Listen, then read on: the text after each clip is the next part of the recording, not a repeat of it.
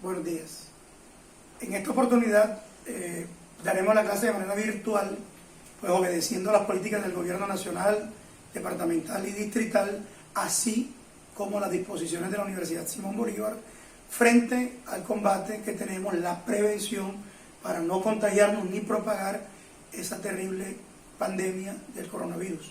Acorde con toda esa situación y conocedores tanto la parte directiva, los docentes, ustedes como estudiantes que son nuestra razón de ser, hemos decidido no paralizar las actividades, sino continuarlas utilizando pues las herramientas tecnológicas que hoy día tenemos. Y es así como que brindaremos hoy dos temas muy puntuales, como son las juntas de calificación de invalidez y también pensiones por actividad de alto riesgo, que no nos corresponden al módulo de riesgos laborales, pero que me gusta mencionarlo porque hay alumnos y de hecho abogados en ejercicio que confunden el alto riesgo de riesgos laborales con las pensiones por actividad de alto riesgo, que lo uno no tiene nada que ver con lo otro, como más adelante lo veremos en un próximo video.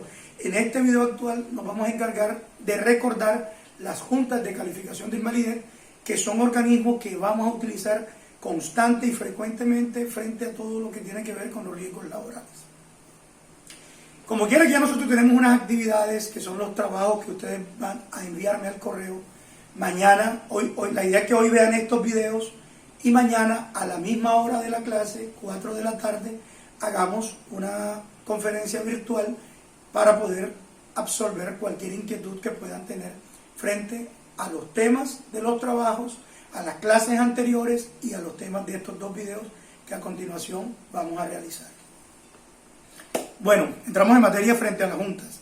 En la clase anterior presencial estuvimos recordando qué era el origen de una patología y la importancia que debemos conocer para poder determinar ese origen. Recordemos que estuvimos conversando que la EPS normalmente inicia la EPS, también lo puede hacer la ARL, pero normalmente es la usanza que sea la EPS quien tome la iniciativa, bien sea de manera oficiosa o por solicitud de parte de alguno de los actores involucrados en el proceso de determinación de una patología en su origen. ¿Qué es el origen? Hombre, determinar, clasificar, identificar si corresponde a una patología de origen laboral, bien sea como consecuencia de una enfermedad de origen laboral o profesional o como consecuencia o secuela de un accidente de trabajo o accidente laboral. Tanto la Ley 1562 de 2012 como el Decreto 021 de 2012, recordemos que al que coloquialmente se le denomina Ley Antitrámites, establecen que corresponde a las administradoras de riesgos laborales, a las entidades promotoras de salud, a las administradoras de fondos de pensiones, a las aseguradoras y a los fondos, así como a la Junta Regional de Calificación de Invalidez, según la competencia y el tiempo de cada uno, determinar el origen de la patología. ¿Para qué se determina ese origen? Para conocer cuál de todas estas entidades le corresponde el pago de las prestaciones económicas, así como las prestaciones médico-asistenciales a que tenga derecho ese afiliado o ese trabajador. Eso lo vimos en la clase, lo estamos mencionando como para recordar. Una vez determinado ese origen, supongamos que se determinó que es de origen laboral,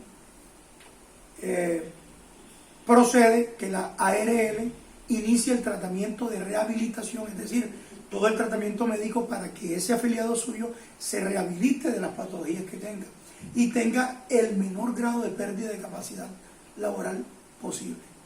Una vez los médicos tratantes suscriban un documento llamado Informe Médico de Rehabilitación Integral, que es un documento ya en un formato realizado, donde se va a consignar el estado actual, todos los procedimientos que se le han hecho, los tratamientos y las secuelas, si es favorable, si no es favorable, la secuela que pueda tener ese paciente, porque para ellos en ese momento es paciente, para las entidades afiliadas y para nosotros los abogados es un cliente.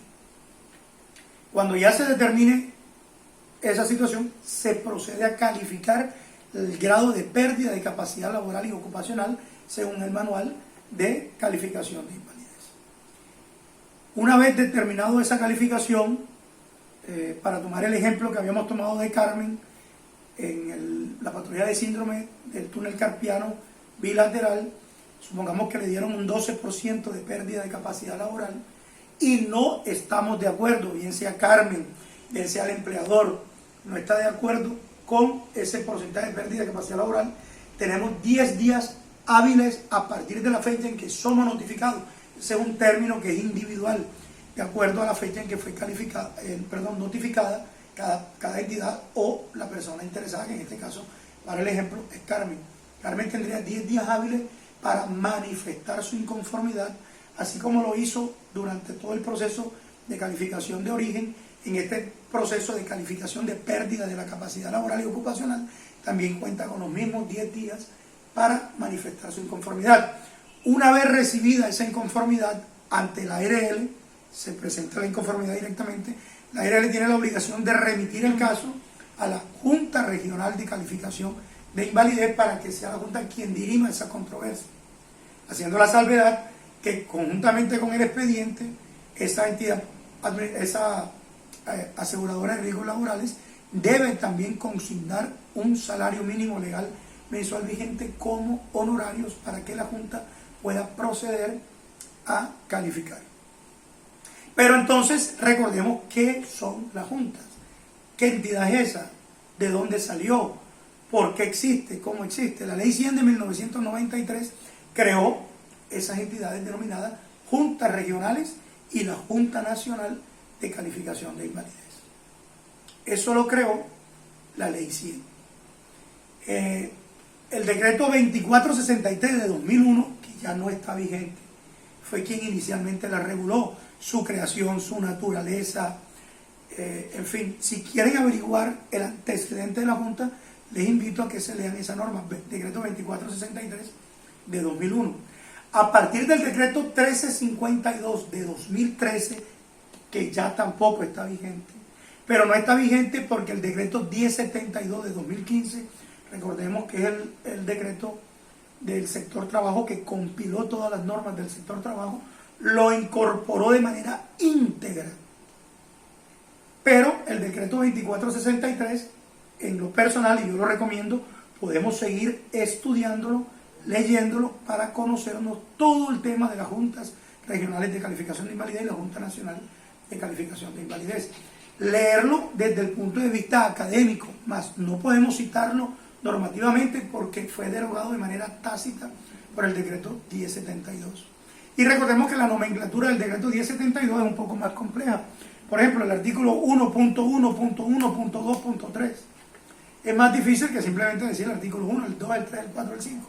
Por eso yo recomiendo que se lean el decreto 1352, pero sabemos que al momento de citar una norma que establezca, vamos a citar el 1072 de 2015. En ese orden de ideas, las juntas regionales de calificación de invalidez son organismos de creación legal de carácter particular, no son entidades públicas, son entidades privadas que sí las creó la ley y que sí es el Ministerio de Trabajo quien las regula, porque hacen parte de todo el sistema de seguridad social integral y por supuesto del sistema de seguridad social integral en riesgos laborales. Las juntas están conformadas por 4 miembros, de los cuales tienen un abogado que es su director administrativo y financiero. Tienen 2 médicos que deben obligatoriamente, requisitos sine qua non, tener especialidad en medicina del trabajo, medicina laboral. Y tienen un tercer miembro para efectos de sus decisiones médicas, que puede ser un terapista ocupacional, psicóloga o psicólogo, o fisioterapeuta.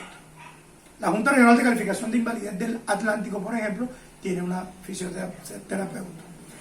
El abogado actualmente, lo digo actualmente porque en una época así se dio, no participa absolutamente en ninguna de las decisiones médicas de la entidad.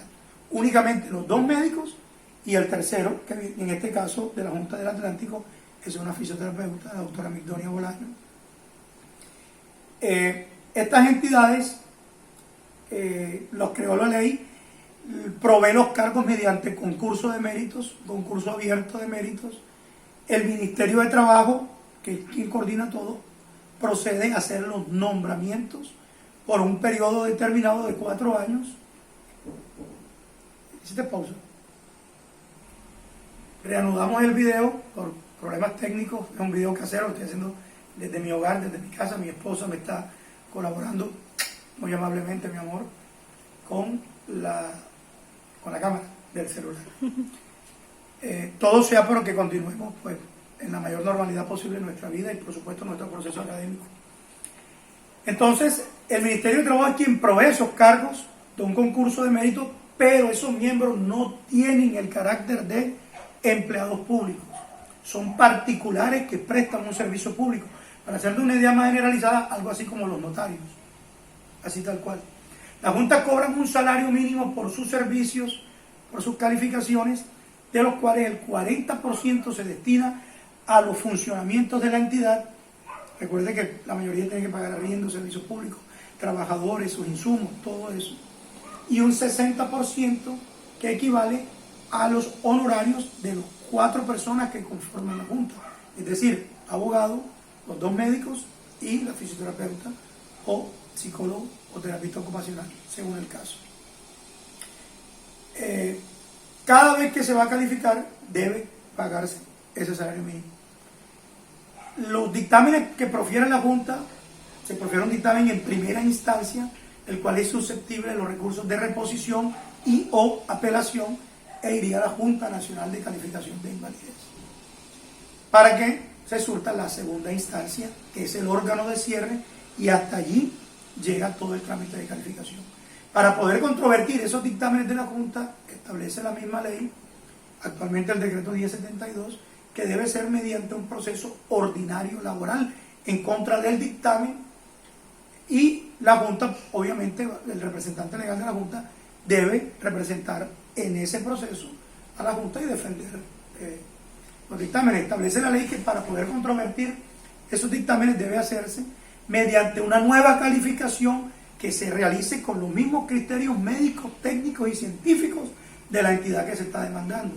Por eso normalmente nosotros los abogados solicitamos como prueba pericial dentro de nuestra demanda que nos designen como perito otra junta distinta a las que ya participaron dentro de la calificación. Los dictámenes no son actos administrativos, son actos de particulares. La competencia en materia de acciones de tutela en contra de las juntas están los jueces municipales, porque son entidades privadas, no son entidades públicas.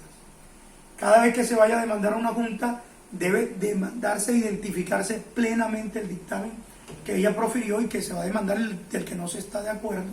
Si son 2 dictámenes, muchas veces estamos de acuerdo con el dictamen de la Junta Regional y no con el de la Junta Nacional, entonces se debe especificar en la demanda que se demanda el dictamen número tal proferido por la sala 1, 2, 3 o 4, porque la Junta Nacional de Calificación de Invalidez tiene 4 salas, proferido por la sala tal, para que se modifique o se deje en firme el dictamen de primera instancia proferido por la Junta, supongamos la Junta Regional de Calificación de Invalidez del Atlántico.